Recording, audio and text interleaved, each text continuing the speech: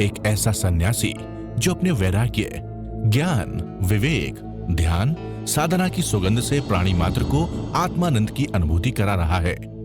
एक ऐसा प्रवचनकार जिसके प्रवचन श्रवण के लिए हर जाति, संप्रदाय, समाज, क्षेत्र के लोग आतुर रहते हैं। एक ऐसा आत्मार्थी संत जो श्रमण संस्कृति की लौ को भौतिकता की चकाचौंध में भी निरंतर प्रज्वलित रखने हेतु संकल्पित है।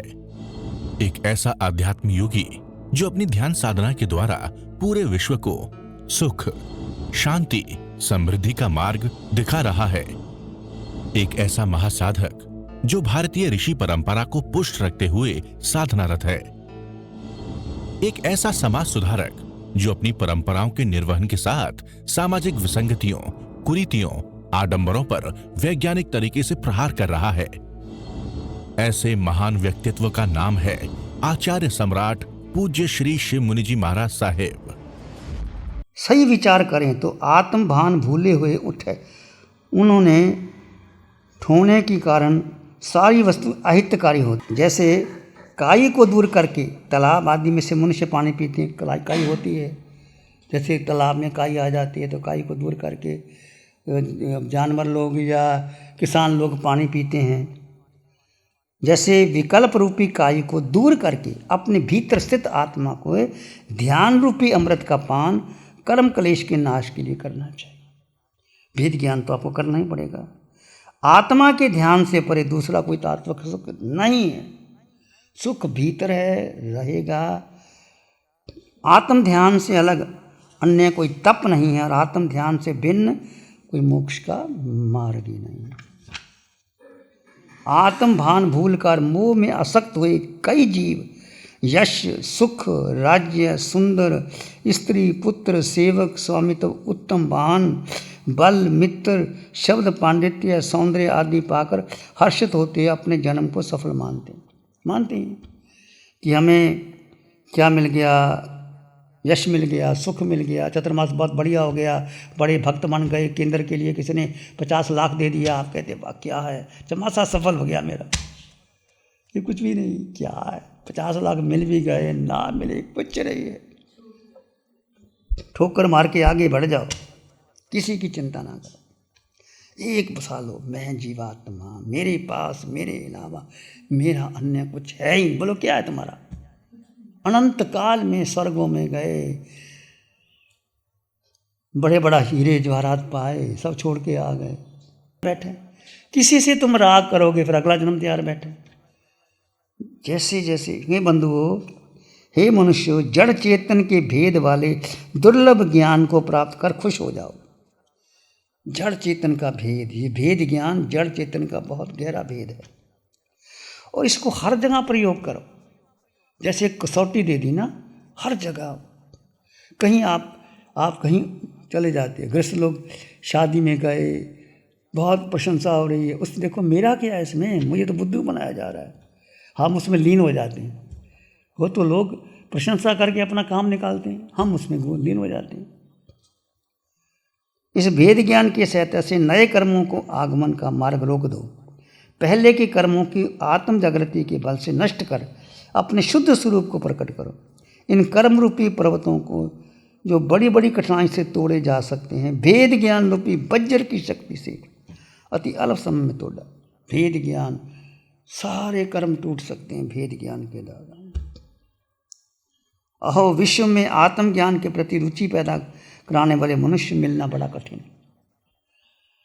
आत्मज्ञान के प्रति रुचि पैदा कराने वाले मनुष्य मिलना कठिन। देखो कितने साधु साधियों से मिले हो आप, कितने लोगों ने आपको आत्मज्ञान दिया, बोलो। हमें नहीं मिला, दीक्षा ले ली, चमासे कर ली, बड़े बड़े आचार्यों से मिले, हाथ जोड़े, ये कर लो, वो कर लो, ऐसा कर लो, वैसा कर लो। है ही दुर्लभ है चीज़, ये बहुत दुर्लभ है और ये भगवान की कृपा से मिली है आपको। जहाँ पर ध्यान अलग अलग है, जब तुम मन बुद्धि इंद्रियों के पार जा करके जीव में स्थित करता है, वो ध्यान है। ध्यान कहीं पता नहीं, जाप करते हैं ध्यान मान लेते हैं उसको। ध्यान अलग चीज़ है भाई, जाप अलग चीज़ है। वो तो धर्म ध्यान हो गया। धर्म ध्यान आप करते ही हो। आप मान लीजिए जो चौबीसी करते हो और तुम लोगस का पाठ करते हो, नमोथनम का पाठ करते हो, भक्तांबर करते हो, और ये जितने भी मंत्र तंत्र यंत्र करते हो, सब धर्म ध्यान की कैटेगरी से। तुम सुख कर सकते हो किसी को? भगवान ने सुखी किया किसी को? देखो देखो देखो देखो देखो देखो, मंगल कामना करो बस। अच्छा, उसका समय आएगा तो हो जाएगा, नहीं आएगा तो हम कुछ नहीं कर सकते, कुछ नहीं। अनंत जीव दुखी पड़े हैं। देखो बड़े बड़े हॉस्पिटल है, कितने लोग दुखी पड़े हैं, क्या कर सकते हैं? हम कुछ नहीं कर सकते। उस जीव का कर्म जैसे होगा। कभी निमित्त बन सकते हो आप, निमित्त बन गए तो तुमने नहीं किया, उसका तो निमित्त हो गया, उदय आ गया। तो इसलिए मंगल कामना करो। मैं तो एक ही बात कहता हूँ, हम पाठ जाप में उलझ जाओगे और अपने करने बेच देते हैं बहुत किसी को, उनके लिए मंगल कामना। बच्चे पे ध्यान कर लो, पाठ कर लो। लोगस का पाठ दे देता हूँ मैं, कहीं लोगस का पाठ कर लो।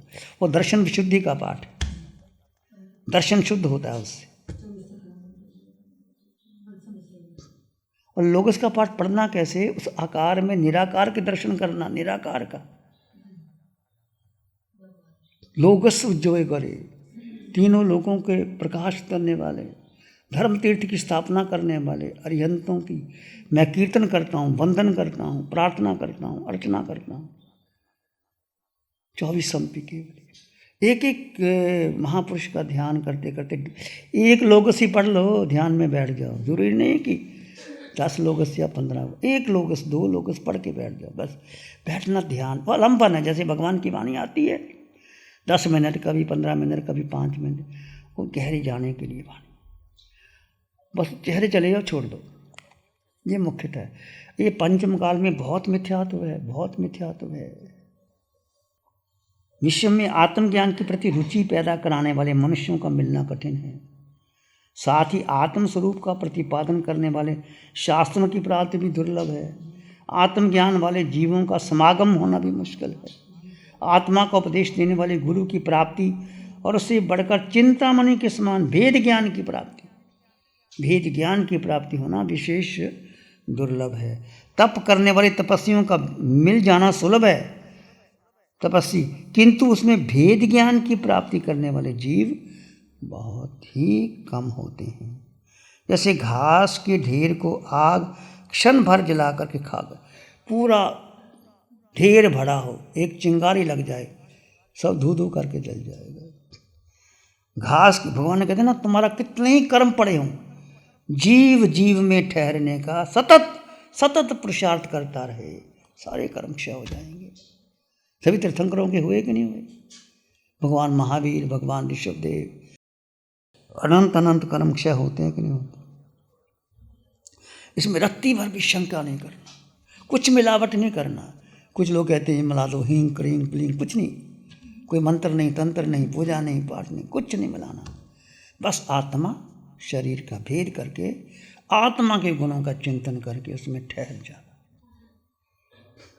जैसे घास के ढेर को आग क्षण भर जलाकर खाक कर देती है, वैसे भेद ज्ञानी चित्त रूप की प्राप्ति में विघ्न बनने वाले कर्मों के ढेर को अति अल्प समय में जलाकर नष्ट कर देते हैं, कर्म नष्ट कर देते हैं।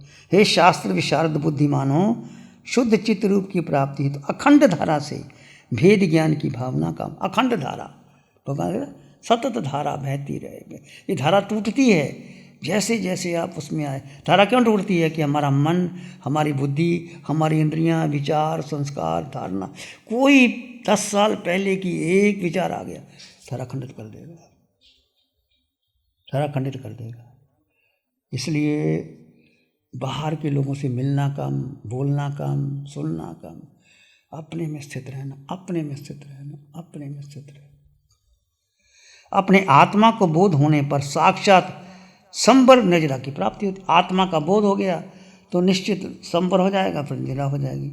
आत्मबोध भेद ज्ञान के प्रकट, आत्मबोध भेद ज्ञान से प्रकट होता है। भेद ज्ञान, जड़ जीव का भेद।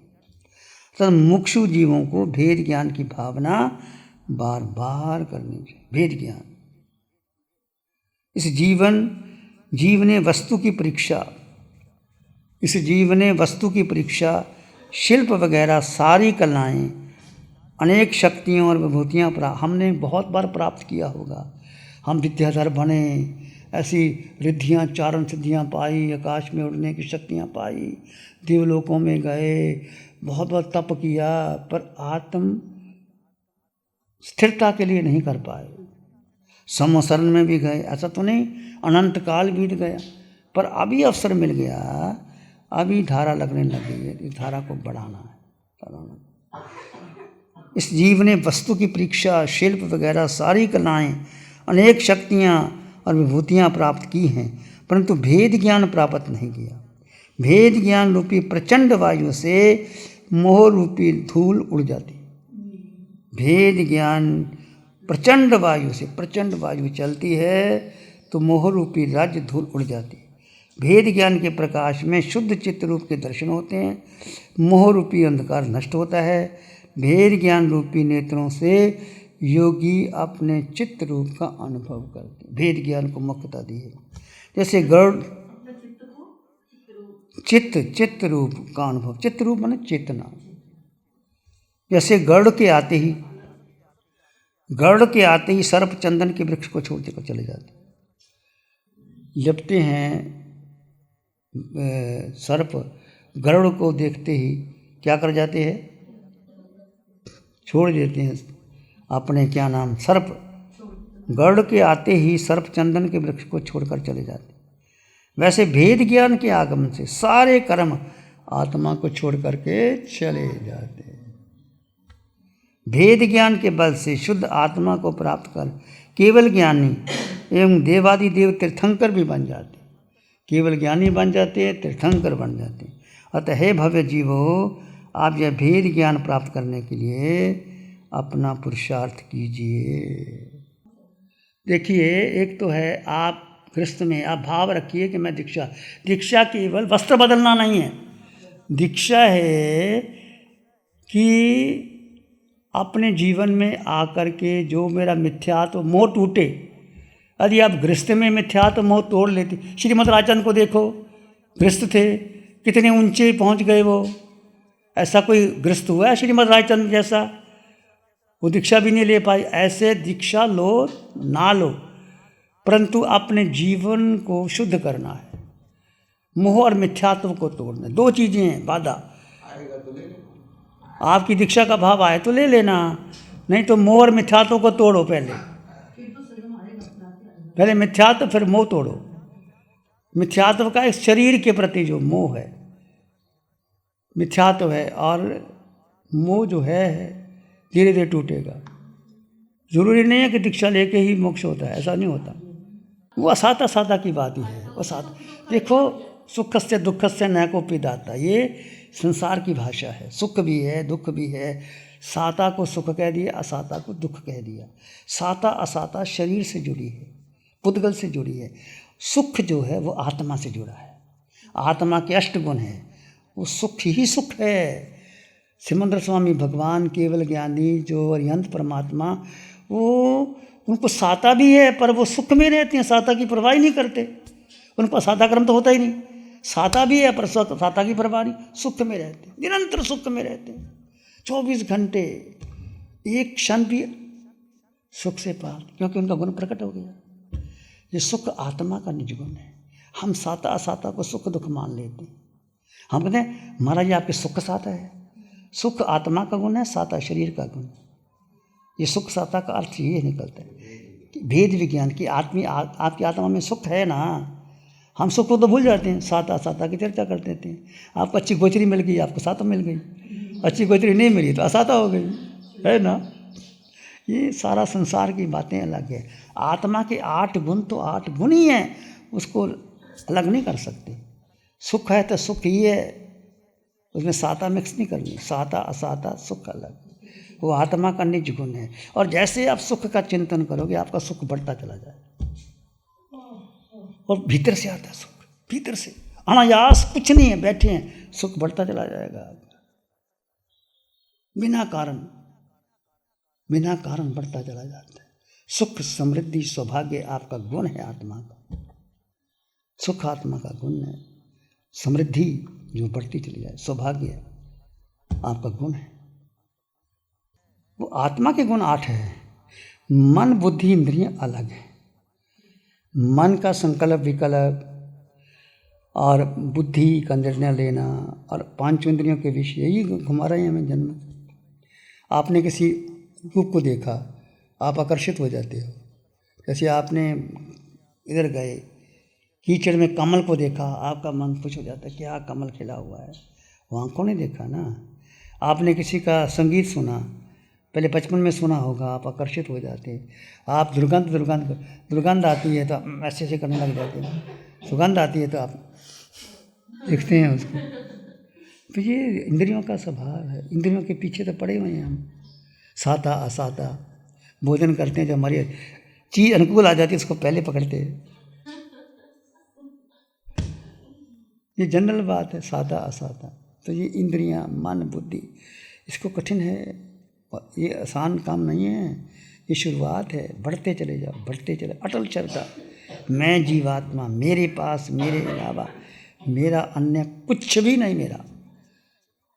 बोलो अनंत जन्म बिता दिए, अनंत जन्म बीत गए मेरे और आपके, कौन था तुम्हारा? बोलो पहले जन्म में क्या थे? स्वर्ग में भी आए, मनुष्य बने, राजा महाराजा बने, भिखारी बने, क्या पशु पक्षी बने, कि नरक का निरिये, अनंत अनंत जन्म ले लिए। आत्मा वही है। इसलिए मुख्यतः आत्मा को ले, बाकी सब ठीक है। टाइम हो गया।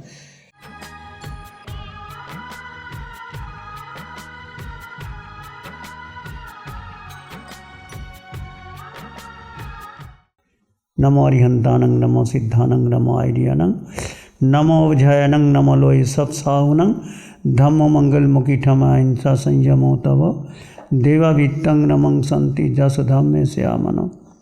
श्री चत्तारी मंगलम, अरहंता मंगलम, सिद्धा मंगलम, साहु मंगलम, केवली पानत्तो धम्मो मंगलम। चत्तारी लोग उत्तम, अरहंता लोग उत्तम, सिद्धा लोग उत्तम, साहु लोग उत्तम, केवली पानत्तो धम्मो लोग उत्तम। चत्तारी शरणं पवज्जामि, अरहंते शरणं पवज्जामि, सिद्धे शरणं पवज्जामि, साहु शरणं पवज्जामि, केवली पानत्तं धम्मं शरणं पवज्जामि।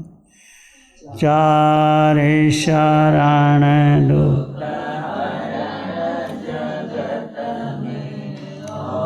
रैन शरणा को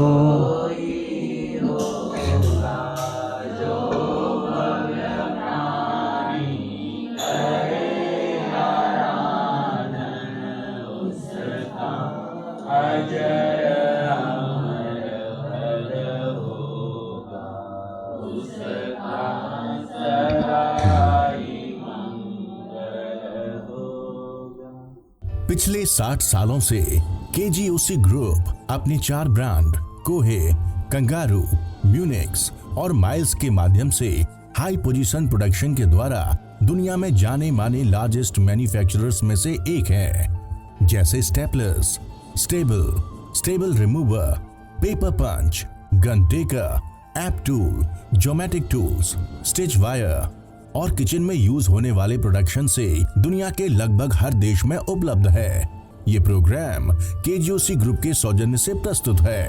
निज आत्म को ध्याले